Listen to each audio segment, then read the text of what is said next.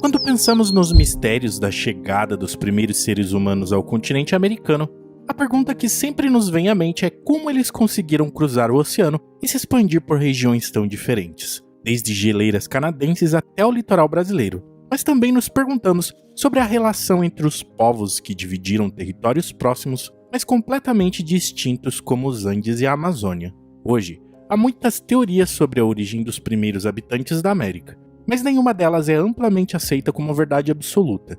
Algumas sugerem que os primeiros habitantes chegaram ao continente há cerca de 15 mil anos atrás, enquanto outras sugerem que eles chegaram por meio de uma rota marítima, como a costa do Pacífico.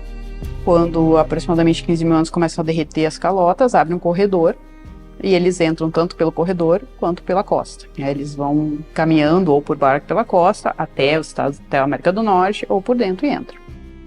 O que sabemos com certeza é que os primeiros habitantes do continente americano eram caçadores-coletores nômades, que viviam em uma busca de alimento e se adaptavam às diferentes condições climáticas e ambientais. Na América não tinha nada nesse momento, assim, não tinha ocupação humana. E além de não ter uma ocupação, a Beringia nesse momento é uma ponte de terra, por causa da glaciação, então os oceanos reduziram por causa das camadas de gelos, e em cima da América do Norte tem uma calota enorme de gelo que possibilita a entrada para a América. Então eles saem de uma condição muito ruim, frio e com escassez, e chegam na Beringia e ficam restritos ali por 5 mil anos. Esta situação da Beringia, ecologicamente, era muito boa, porque ela era menos seca do que a Sibéria, tão fria quanto, mas menos seca. Então era mais fácil se estabelecer, ou estabelecer uma grande população aí, tá? E eles se expandiram por todo o continente, desde as geleiras do Alasca até as florestas tropicais da Amazônia. Enquanto isso, na região dos Andes, outros grupos humanos desenvolveram complexas sociedades agrícolas, como os Incas e os Maias. Esses povos construíram grandes civilizações com arquitetura avançada e sistemas políticos e econômicos sofisticados. E é esse o mistério que vamos ver hoje. Como esses povos que viviam em regiões tão diferentes conseguiram desenvolver sociedades tão distintas e como essa relação se desenvolveu ao longo da história.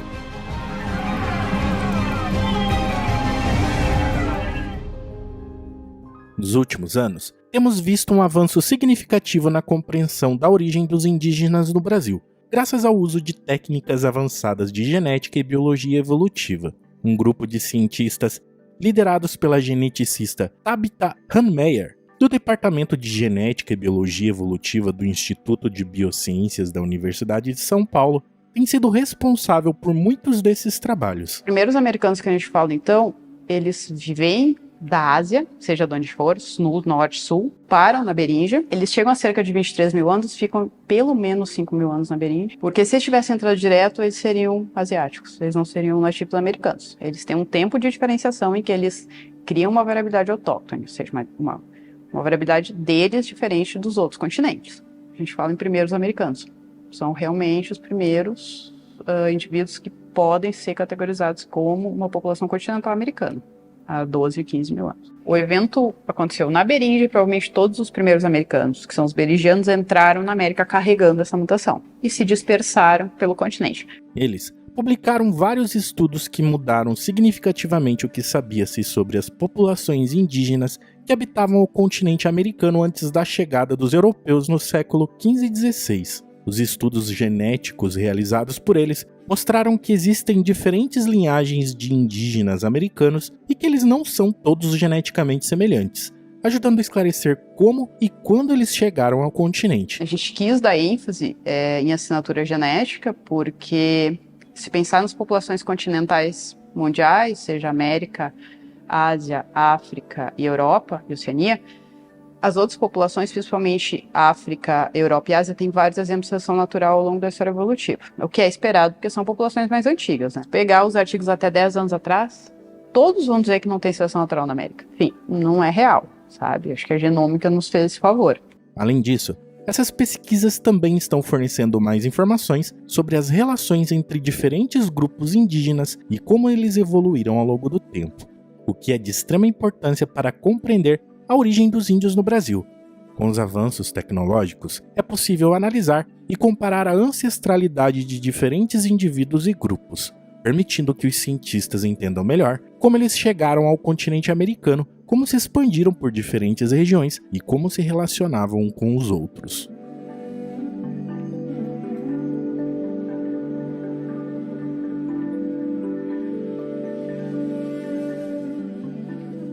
A história tradicionalmente ensinada nas aulas de história é de que os primeiros indivíduos que chegaram às Américas os fizeram pelo Estreito de Bering, passando da Sibéria para o Alasca e então descendo até a Patagônia. No entanto, as pesquisas recentes mostraram que o povoamento das Américas é muito mais complexo do que se imaginava. De acordo com a Tabitha, a ideia de uma única entrada, ou seja, que houve apenas através de um grupo de seres humanos que chegou às Américas e deu origem a todas as populações indígenas, caiu por terra absolutamente.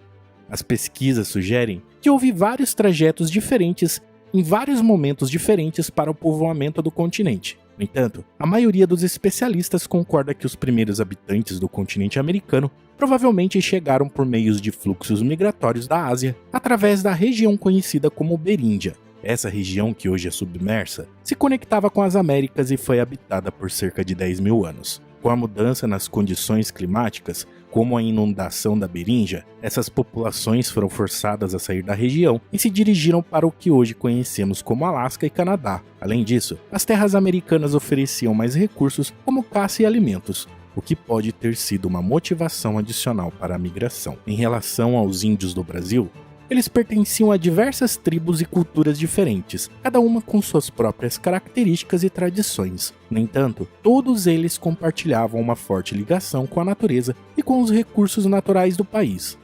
As pesquisas sobre a origem dos índios no Brasil também revelaram uma descoberta interessante. Algumas populações nativas da América do Sul, como os Suruí, os Caritiana, os Chavante, os Guarani Kaiowá no Brasil e os Xotoná no Peru, ainda trazem no genoma uma pequena semelhança com povos da Austrália e da Oceania, compartilhando até 3% do seu genoma. Isso sugere que esses indivíduos seriam descendentes de uma das primeiras levas que cruzaram a Beríndia há cerca de 15 mil anos. Esse grupo antepassado é conhecido entre os cientistas como população Y. Mas não há evidência de que os povos da Oceania cruzaram o Pacífico e chegaram diretamente à América do Sul.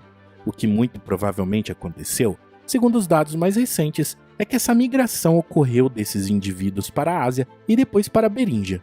E lá, eles se relacionaram com as populações que já haviam no local, e uma fração do DNA desses indivíduos se preservou até hoje.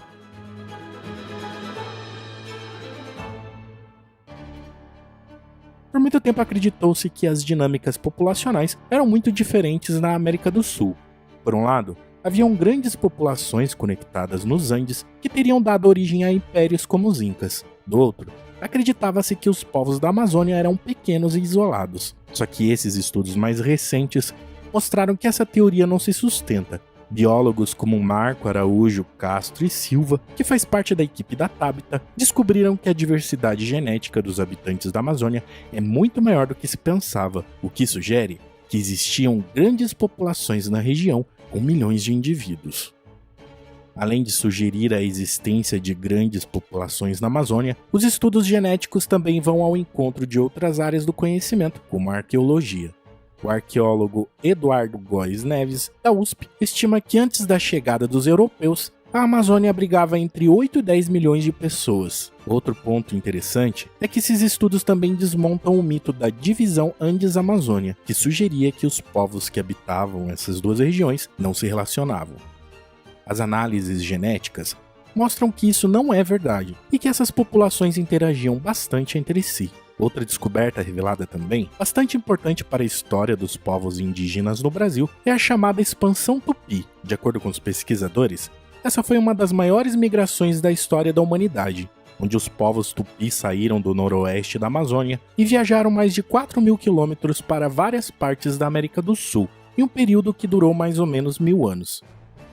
Essas populações tupi estavam em franco crescimento e viajavam ao longo dos rios ou da costa litorânea, em busca de terras férteis para a agricultura. Este fenômeno teria começado há cerca de 2100 anos e atingiu seu pico no ano 1000, quando a população tupi poderia ter chegado a entre 4 e 5 milhões de indivíduos. E antes, Acreditava-se que essa onda migratória tinha acontecido por uma única rota, mas os trabalhos da USP mostraram que a expansão se iniciou no noroeste amazônico e logo no início se desmembrou em 3 ramos principais. Uma das teorias mais aceitas é de que os índios brasileiros vieram de 3 grupos diferentes de imigrantes. A primeira parte seguiu até a ilha de Marajó, no Pará, e desceu pela costa do Atlântico até o litoral sul de São Paulo. Nessa jornada, eles deram origem aos Tupinambá, Tupiniquim e os Tamoios, grupos que se tornaram os senhores da costa litorânea e fizeram os primeiros contatos com os portugueses.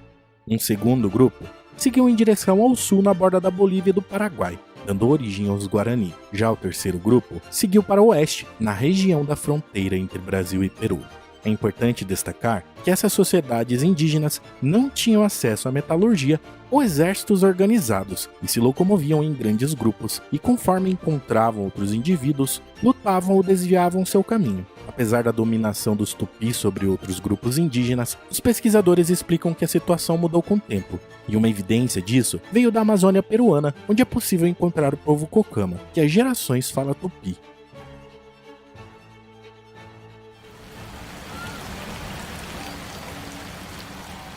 No entanto, a análise do DNA de integrantes dessa população mostra que eles são muito mais semelhantes geneticamente com os Xamicuro, que são seus vizinhos e falam a língua arawak. Isso sugere que eles adotaram a língua tupi, mas geneticamente são mais próximos de outro grupo. Essa assimilação cultural pode ter ocorrido a partir da expansão tupi e que corrobora algo que já foi sugerido por estudos de outras áreas. A ascensão dos tupis foi seguida por uma queda vertiginosa e outros grupos indígenas passaram a dominar a região. Ainda assim, a influência tupi continua presente em muitas áreas até hoje, e sua língua é falada por muitos indígenas e não indígenas da região. E de acordo com os pesquisadores, os tupis atingiram um pico populacional de cerca de 5 milhões de indivíduos antes da chegada dos portugueses, porém pouco antes da chegada dos europeus, a população começou a entrar em declínio. Não se sabe ao certo qual foi o motivo disso, mas as principais suspeitas são as mudanças climáticas ou a tensão populacional por recursos cada vez mais escassos. Quando os europeus se instalaram no Brasil, a situação piorou ainda mais, pois a partir daí, estima-se que a população tupi diminuiu em cerca de 98%. E esses números são semelhantes aos observados entre os povos que habitavam o México e a América Central. E muito provavelmente, isso foi causado principalmente pelas doenças trazidas, já que os indígenas não tinham imunidade natural para essas doenças, e também pela violência e opressão exercida pelos colonizadores. Segundo Tabita, essa população era considerada completamente desaparecida e não estão presentes no censo IBGE e eram declarados extintos até o século XIX. Mas mesmo assim, alguns moradores de Aracruz, no Espírito Santo, sempre declararam pertencer à etnia Tupiniquim. E com a análise genética, foi revelado que realmente os Tupiniquins nunca foram extintos, e os genes deles estão presentes nos indivíduos que se dizem pertencentes a essa etnia até hoje.